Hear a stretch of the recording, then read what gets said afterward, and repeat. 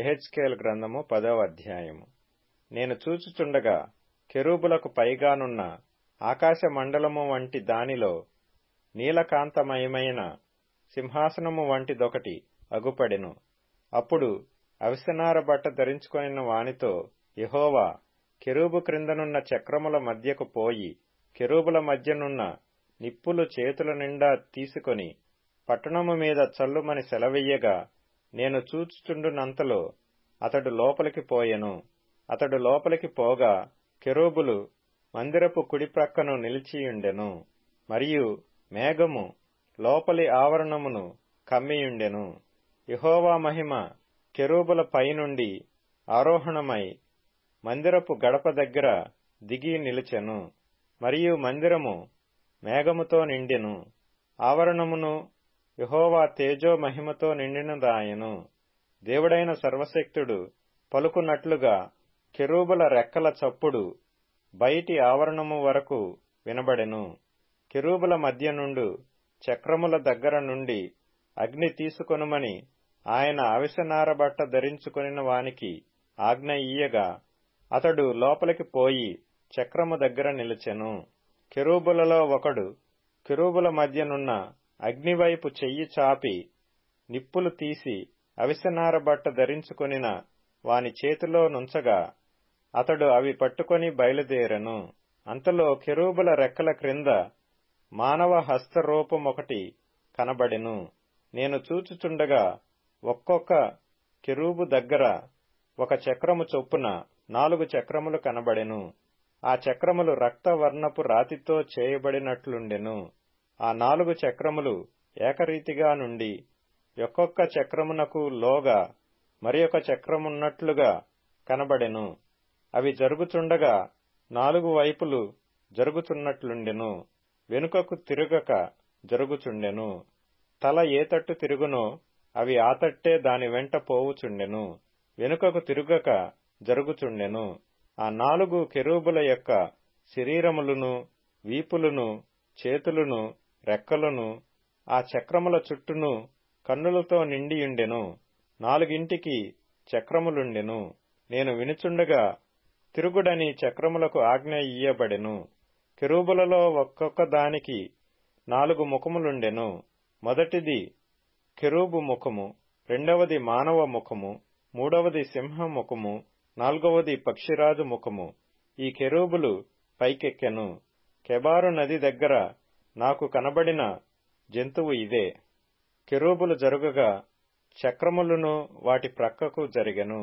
కెరూబులు నేల నుండి లేవవలెనని రెక్కలు చాచగా ఆ చక్రములు వాటి యొద్ద నుండి తొలగలేదు. జీవులకున్న ప్రాణము చక్రములలో ఉండెను గనుక అవి నిలువగా ఇవియూ నిలిచెను, అవి లేవగా ఇవియూ లేచెను. యెహోవా మహిమ మందిరపు గడప దగ్గర నుండి బయలుదేరి కెరూబులకు పైతట్టున నిలువగా, కెరూబులు రెక్కలు చాచి నేను చూచుచుండగా నేల నుండి పైకి లేచెను. అవి లేవగా చక్రములు వాటితో కూడా లేచెను.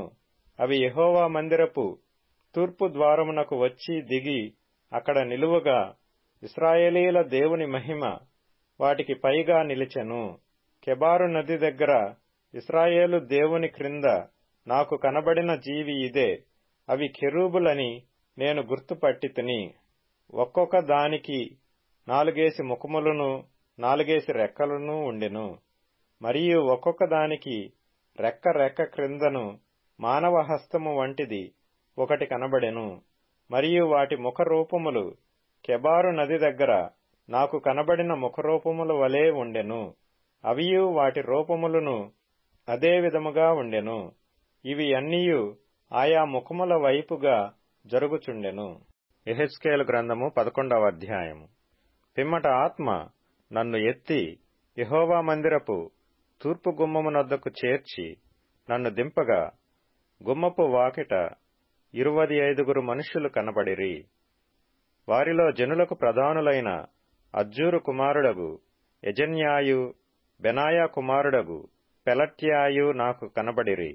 అప్పుడాయన నాకీలాగు సెలవిచ్చెను, నరపుత్రుడా, ఈ పట్టణము పచిన పాత్రయనియు మనము మాంసమనియు ఇండ్లు కట్టుకొన అవసరము లేదనియు చెప్పుకొనుచు ఈ పట్టణములో పాపము యోచించి దురాలోచన చేయువారు వీరే. కావున వారికి విరోధముగా ప్రవచింపుము. నరపుత్రుడా, ప్రవచింపుము. అంతటా యెహోవా ఆత్మ నా మీదికి వచ్చి ఆజ్ఞ ఇచ్చినదేమనగా, నీవు ఈ మాట వారికి తెలియజేయము. యెహోవా సెలవిచ్చిన మాట ఇదే: ఇశ్రాయేలీయులారా, మీరీలాగున పలుకుచున్నారే, మీ మనస్సున పుట్టిన అభిప్రాయములు నాకు తెలిసేయున్నవి. ఈ పట్టణములో మీరు బహుగా హత్య జరిగించితిరి. మీ చేత హతులైన వారితో వీధులు నిండియున్నవి. కాబట్టి ప్రభువైన యెహోవా సెలవిచ్చినదేమనగా, మీరు హతము చేసి పట్టణములో పడవేసిన శవములే మాంసము. ఈ పట్టణమే పచిన పాత్ర. ఈ పట్టణములో నుండి మిమ్మును వెళ్లగొట్టుదును. మీరు ఖడ్గమునకు భయపడుచున్నారే, నేనే మీ మీదికి ఖడ్గము రప్పించెదను. ఇదే ప్రభువైన యెహోవా వాక్కు. మరియు మీకు శిక్ష విధించి పట్టణములో నుండి మిమ్మును వెళ్లగొట్టి అన్యుల చేతికి మిమ్మును అప్పగించుదును. ఇశ్రాయేలు సరిహద్దులలోగానే మీరు ఖడ్గము చేత కూలునట్లు నేను మీకు శిక్ష విధింపగా, నేనే యెహోవానని మీరు తెలుసుకొందురు. మీరు దాని మధ్య మాంసముగా ఉండునట్లు ఈ పట్టణము మీకు పచిన పాత్రగా ఉండదు. నేను ఇశ్రాయేలు సరిహద్దుల యొద్దనే మీకు శిక్ష విధింతును.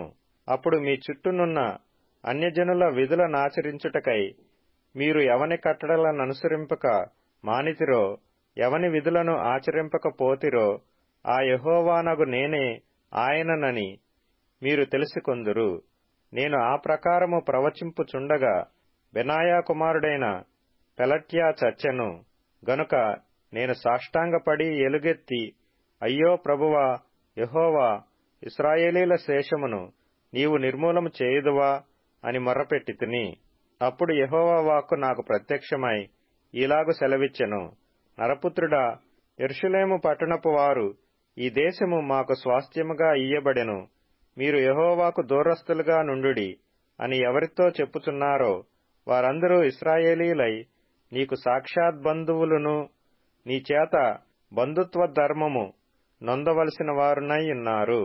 కాబట్టి వారికి ఈ మాట ప్రకటింపుము: ప్రభువైన యెహోవా సెలవిచ్చినదేమనగా, దూరముననున్న అన్ని జనులలోనికి నేను వారిని తోలివేసినను, ఆయా దేశములలో వారిని చెదరగొట్టినను, వారు వెళ్లిన ఆయా దేశములలో కొంతకాలము నేను వారికి పరిశుద్ధాలయముగా ఉందును. కాగా నీవు ఈ మాట ప్రకటింపుము: ప్రభువైన యెహోవా సెలవిచ్చినదేమనగా, ఆయా జనముల మధ్య నుండి నేను మిమ్మును సమకూర్చి మీరు చెదరగొట్టబడిన దేశములలో నుండి మిమ్మును రప్పించి ఇశ్రాయేలు దేశమును మీ వశము చేసెదను. వారు అక్కడికి వచ్చి అక్కడ తాముంచియున్న విగ్రహములను తీసివేసి తాము చేసియున్న హేయక్రియలు చేయుట మానుదురు. వారు నా కట్టడలను నా విధులను అనుసరించి గైకొనున్నట్లు నేను వారి శరీరములలో నుండి రాతి గుండెను తీసివేసి వారికి మాంసపు గుండెను ఇచ్చి వారికి ఏక మనస్సు కలుగజేసి వారి యందు నూతన ఆత్మ పుట్టింతును. అప్పుడు వారు నాకు జనులై యుందురు, నేను వారికి దేవుడనై యుందును. అయితే తమ విగ్రహములను అనుసరించుచు తాము చేయుచూ వచ్చిన హేయక్రియలను జరిగింపబూను వారి మీదికి తమ ప్రవర్తన ఫలము రప్పింతును. ఇదే ప్రభువైన యెహోవా వాక్కు. కెరూబులు తమ రెక్కలు చాచెను, చక్రములను వాటి ప్రక్క నుండెను. అంతలో ఇశ్రాయేలీల దేవుని మహిమ వాటికి పైన నుండెను. మరియు యెహోవా మహిమ పట్టణములో నుండి పైకెక్కి పట్టణపు తూర్పు దిశనున్న కొండకు పైగా నిలిచెను. తరువాత ఆత్మ నన్ను ఎత్తి, నేను దైవాత్మ వశుడను కాగా దర్శనములోనైనట్టు కల్దీల దేశమునందు చెరలో ఉన్నవారి యొద్దకు నన్ను దింపెను. అంతలో నాకు కనబడిన దర్శనము కనబడకుండా పైకెక్కెను. అప్పుడు యెహోవా నాకు ప్రత్యక్షపరచిన వాటినన్నిటినీ చెరలో ఉన్నవారికి నేను తెలియజేసితిని. యెహెజ్కేలు గ్రంథము 12వ అధ్యాయము. మరియు యెహోవా వాక్కు నాకు ప్రత్యక్షమై ఈలాగు సెలవిచ్చెను: నరపుత్రుడా, తిరుగుబాటు చేయువారి మధ్య నీవు నివసించుచున్నావు. వారు ద్రోహులయ్యుండి చూచు కన్నులు కలిగియు చూడకయున్నారు, విను చెవులు కలిగియు వినకయున్నారు. నరపుత్రుడా, దేశాంతరము పోవు వానికి తగిన సామగ్రిని మూటకట్టుకొని పగటివేళ వారు చూచుచుండగా నీవు ప్రయాణమై నీవున్న స్థలమును విడిచి వారు చూచుచుండగా మరి ఒక స్థలమునకు పొమ్ము. వారు తిరుగుబాటు చేయువారు అయినను దీని చూచి విచారించుకొందురేమో. దేశాంతరము పోవువాడు తన సామగ్రిని తీసుకొనున్నట్లు వారు చూచుచుండగా నీ సామగ్రిని పగటియందు బయటికి తీసుకొని వచ్చి వారు చూచుచుండగా అస్తమానమున ప్రయాణమై పరదేశమునకు పోవు వానివలె నీవు బయలుదేరవలెను. వారు చూచుచుండగా గోడకు కన్నము వేసి నీ సామగ్రిని తీసుకొని దాని ద్వారా బయలుదేరుము.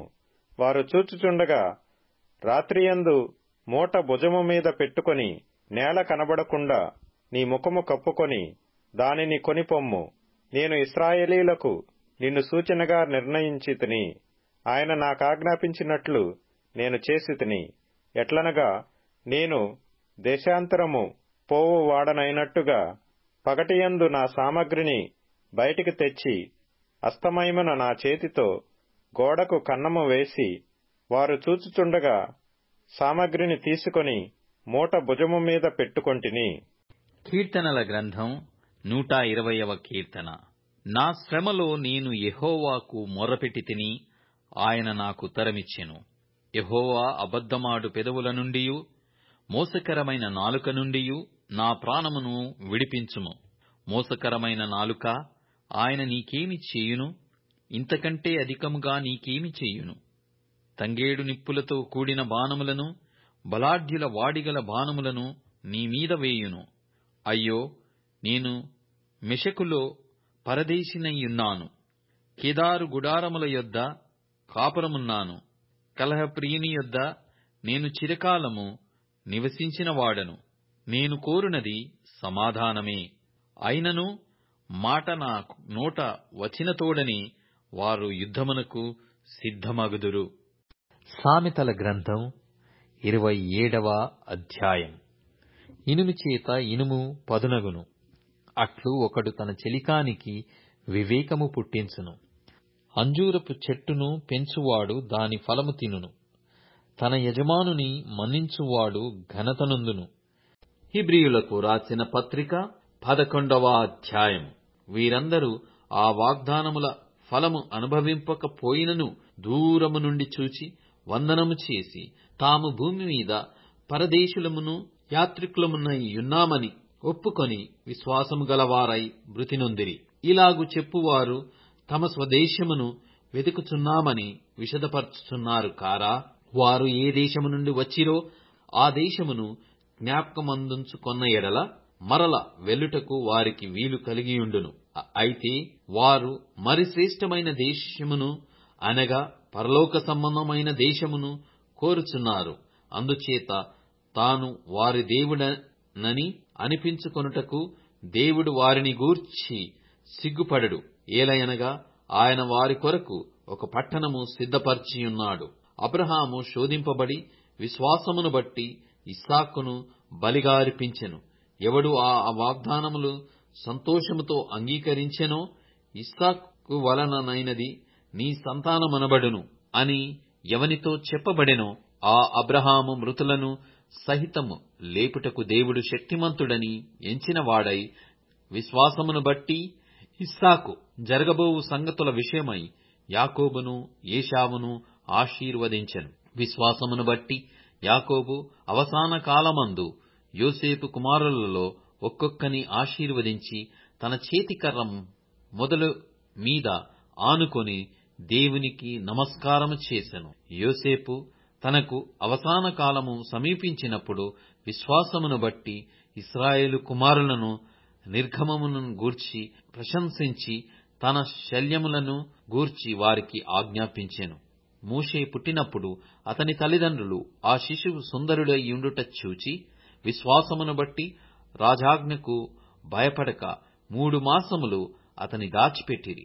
మోషే పెద్దవాడైనప్పుడు విశ్వాసమును బట్టి ఐగుప్తు ధనము కంటే క్రీస్తు విషయమైన నింద గొప్ప భాగ్యమని ఎంచుకొని అల్పకాలము పాపభోగము అనుభవించుట కంటే దేవుని ప్రజలతో శ్రమ అనుభవించుట మేలని యోచించి ఫరో కుమార్తె యొక్క కుమారుడని అనిపించుకొనుటకు ఒప్పుకొనలేదు. ఏలయనగా అతడు ప్రతిఫలముగా కలగబోవు బహుమానమందు దృష్టియుంచెను. విశ్వాసమును బట్టి అతడు అదృశ్యుడైన వానిని చూచుచున్నట్టు స్థిరబుద్ధి గలవాడై రాజాగ్రహమునకు భయపడక ఐగుప్తును విడిచిపోయెను. తొలిచూలు పిల్లలను నాశనము చేయువాడు ఇశ్రాయేలీయులను ముట్టకుండు నిమిత్తము అతడు విశ్వాసమును బట్టి పస్కాను రక్త ప్రోక్షణ ఆచారమును ఆచరించెను. విశ్వాసమును బట్టి వారు పొడి నీళ్ల మీద నడిచినట్లు ఎర్ర సముద్రములో బడి నడిచిపోయిరి. ఐగుప్తీయులు అలాగు చేయజూచి మునిగిపోయిరి. విశ్వాసమును బట్టి 7 దినముల వరకు ప్రదక్షిణము చేయబడిన తరువాత యెరికో గోడలు కూలెను. విశ్వాసమును బట్టి రాహాబను వేశ్య వేగుల వారిని సమాధానముగా చేర్చుకొనినందున అవిధేయులతో పాటు నశింపకపోయెను.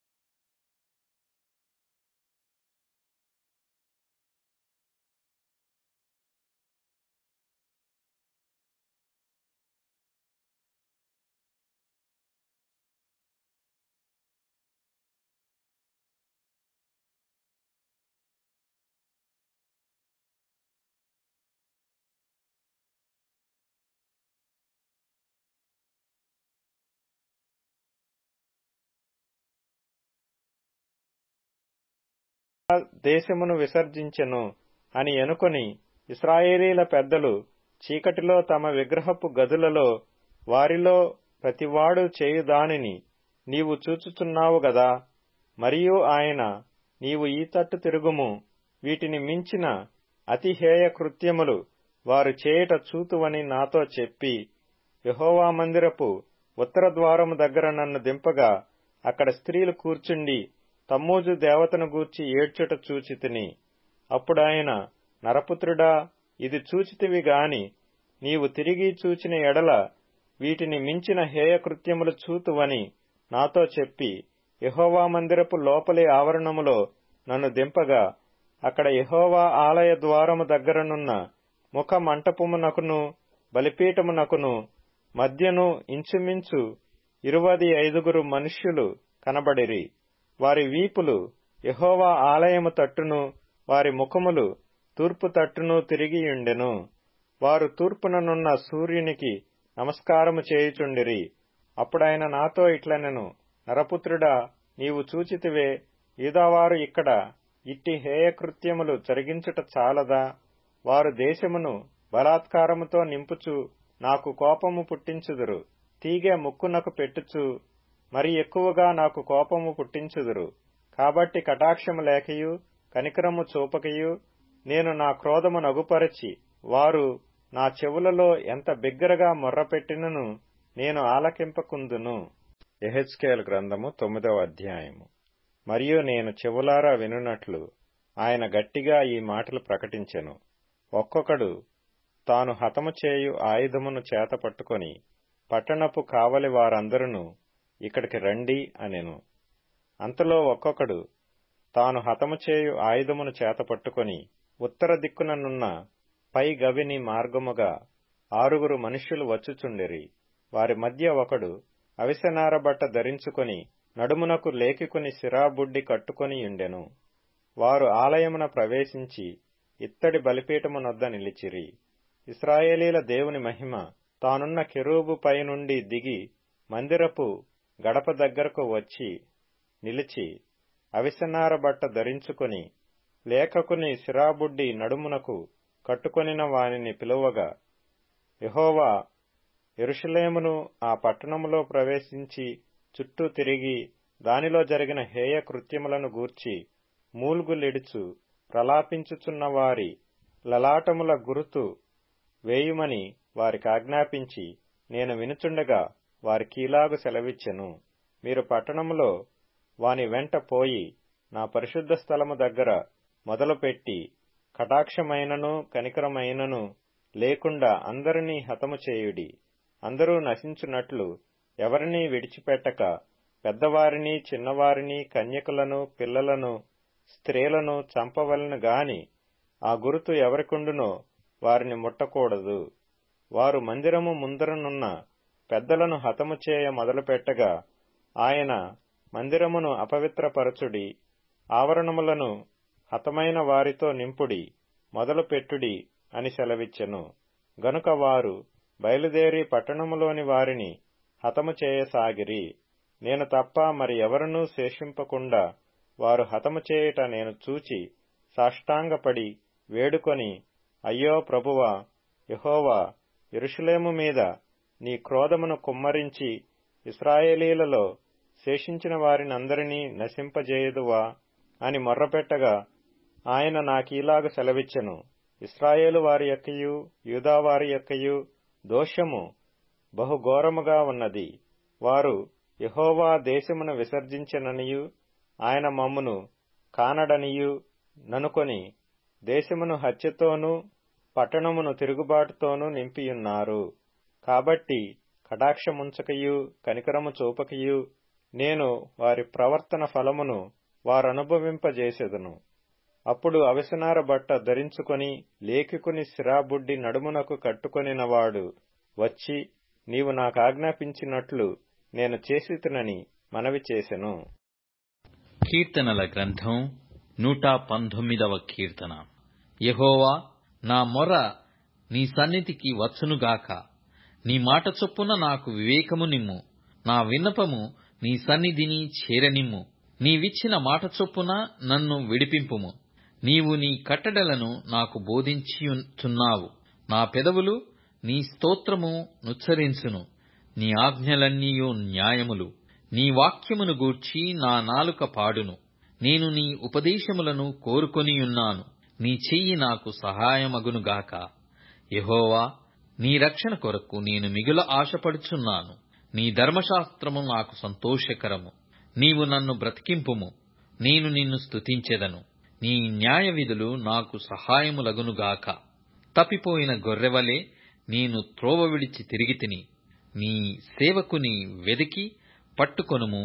ఎందుకనగా నేను నీ ఆజ్ఞలను మరచువాడను కాను. సామెతల గ్రంథం 27వ అధ్యాయం. వేకువనే లేచి గొప్ప శబ్దముతో తన స్నేహితుని దీవించు వాని దీవెన వానికి శాపంగా ఎంచబడును. ముసురు దినమున ఎడతెగక కారు నీళ్లును గయ్యాలి అయిన భార్యయు సమానము. దానిని ఆపచూచువాడు గాలిని ఆపచూచు వానితోనూ తన కుడి చేత నూనె పట్టుకొని వానితోనూ సమానుడు. హెబ్రీయులకు రాసిన పత్రిక 10వ అధ్యాయము. అయితే మీరు వెలిగింపబడిన మీదట శ్రమలతో కూడిన గొప్ప పోరాటము సహించిన పూర్వపు దినములు జ్ఞాపకము తెచ్చుకొనుడి. ఒక విధముగా చూచితే మీరు నిందలను బాధలను అనుభవించుట చేత 10 మందిలో ఆరడి పడితిరి.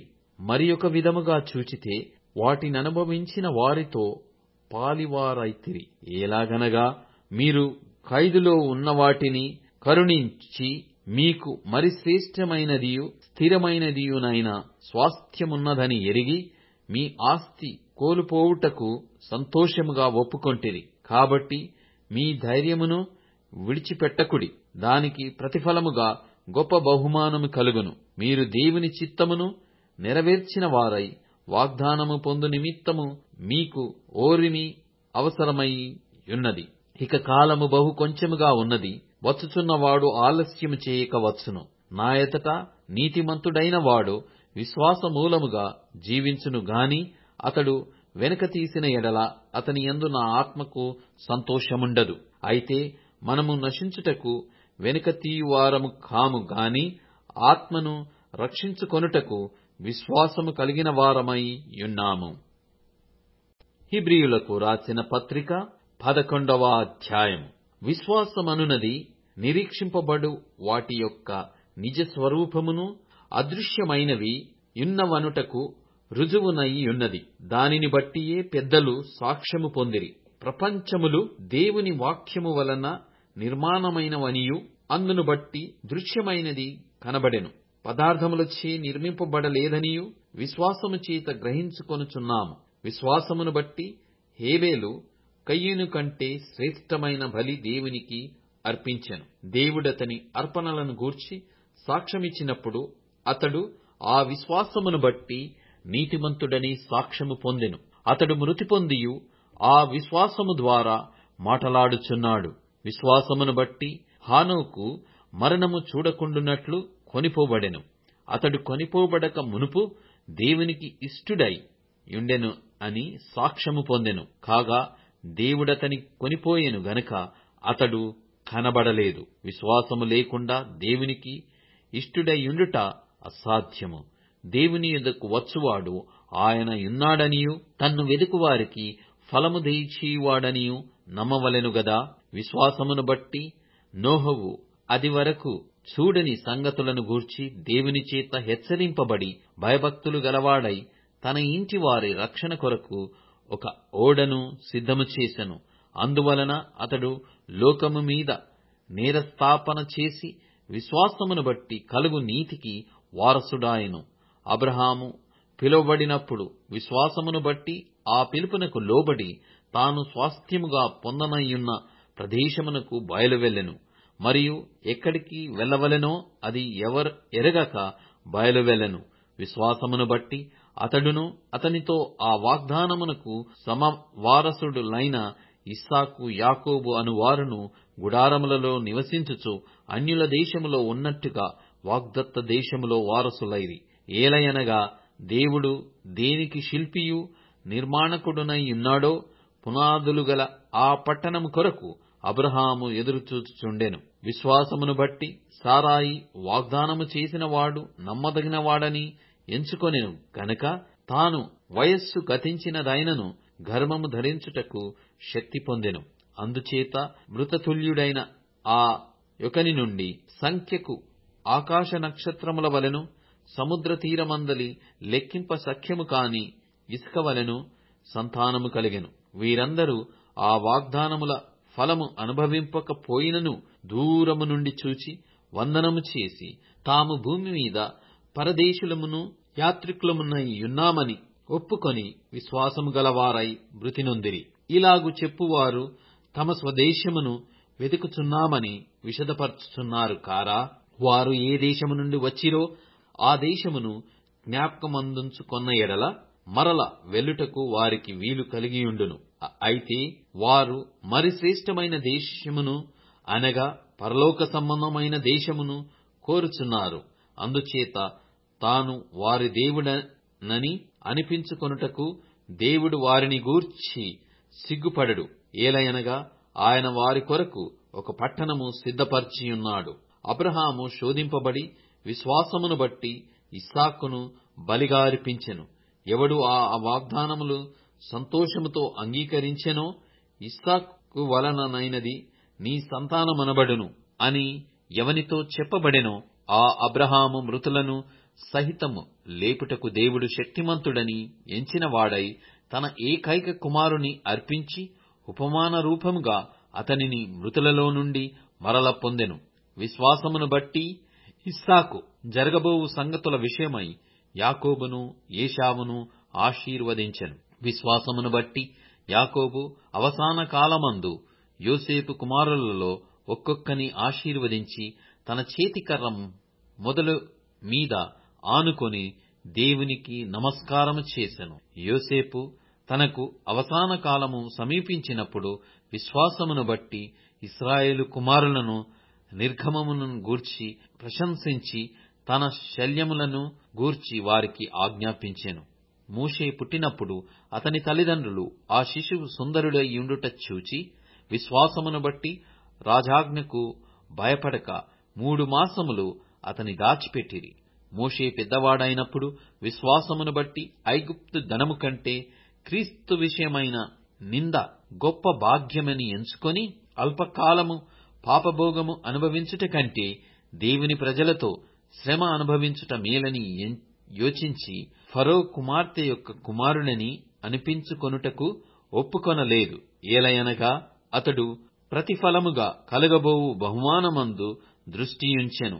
విశ్వాసమును బట్టి అతడు అదృశ్యుడైన వానిని చూచుచున్నట్టు స్థిరబుద్ధి గలవాడై రాజాగ్రహమునకు భయపడక ఐగుప్తును విడిచిపోయెను.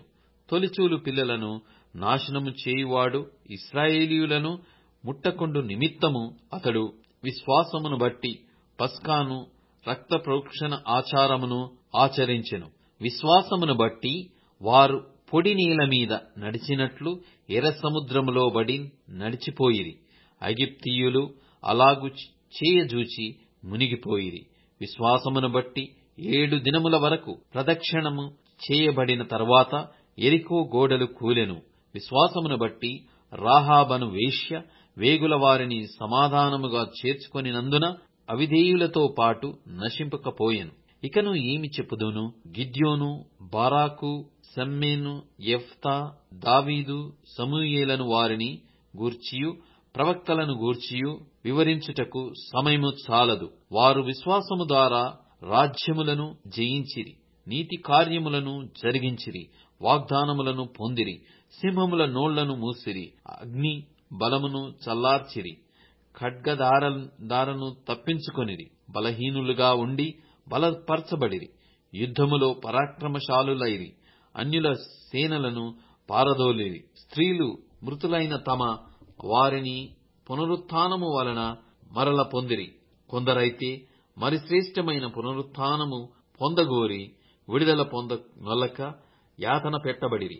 మరికొందరు తిరస్కారములను, కొరడా దెబ్బలను, మరి బంధకములను, ఖైదును అనుభవించిరి. రాళ్లతో కొట్టబడిరి, రంపములతో కోయబడిరి, శోధింపబడిరి, ఖడ్గముతో చంపబడిరి. గొర్రె చర్మములను మేక చర్మములను వేసికొని దరిద్రులయ్యుండి శ్రమపడి హింస పొందుచు అడవులలోను కొండల మీదను గుహలలోను సొరంగములలోను తిరుగులాడుచు సంచరించిరి. అట్టివారికి ఈ లోకము యోగ్యమైనది కాదు. వీరందరూ తమ విశ్వాసము ద్వారా సాక్ష్యము పొందిన వారైనను మనము లేకుండా సంపూర్ణులు కాకుండు నిమిత్తము దేవుడు మన కొరకు మరి శ్రేష్టమైన దానిని ముందుగా సిద్ధపరచెను గనక వీరు వాగ్దాన ఫలము అనుభవింపలేదు.